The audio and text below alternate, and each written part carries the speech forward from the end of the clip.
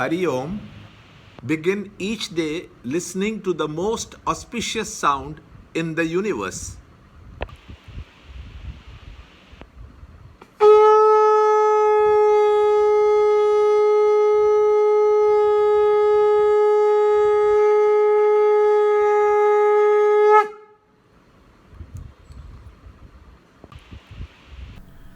In Sanskrit, guna means rope. Whether you are tied with a gold chain, iron chain, or a jute rope, you are bound. How to be free? Yoga of three gunas. Chapter 14, Shloka 20. The embodied one, having crossed beyond these three gunas, out of which the body is evolved, is freed from birth, death, decay, and pain, and attains to immortality. Chapter 14, Shloka 20. Gunanetan atityatrin dehi dega samudbhavan janma mrityu jara dukkaihi vimukto mritam ashnute. Chapter 14, Shloka 20. Now the Lord proceeds to teach us how one can attain the great goal. In burning summer, out in the courtyard, there is both heat and glare, to escape which you have only to walk in the shelter of your room. So too, identifying ourselves with the gunas and thus playing in the mental and intellectual zones, we suffer the imperfections of an ordinary life. But when they are transcended, we shall no more be under the tyranny of these sorrows.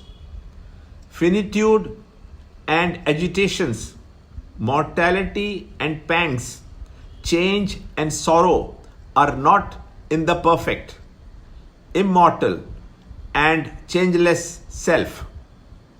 The three gunas are the expressions of ignorance, which constitutes the causal body, subtle body, and the gross body, which are nothing other than the gunas. Like to express, artist needs canvas and the musician musical instruments.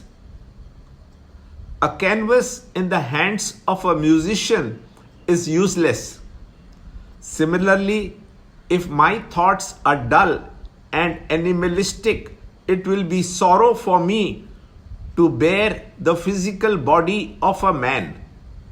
Thus, each body, plant, animal, or man, is the exact instrument given for the full expression of its subtle body. And the nature and quality of the subtle body are determined by the texture of the causal body consisting of the gunas. Therefore, those who have gone beyond the gunas are no more under the tragedies of the subtle and the causal bodies. Matter changes forever, and these changes have 5 stages, which are birth, growth, decay, disease, and death, and are common to all and are sorrowful. But all sorrow is of matter and not of the consciousness that illumines them.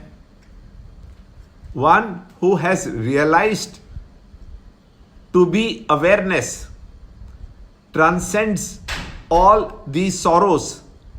The sun may illumine a variety of happenings, and yet none of them is in the sun.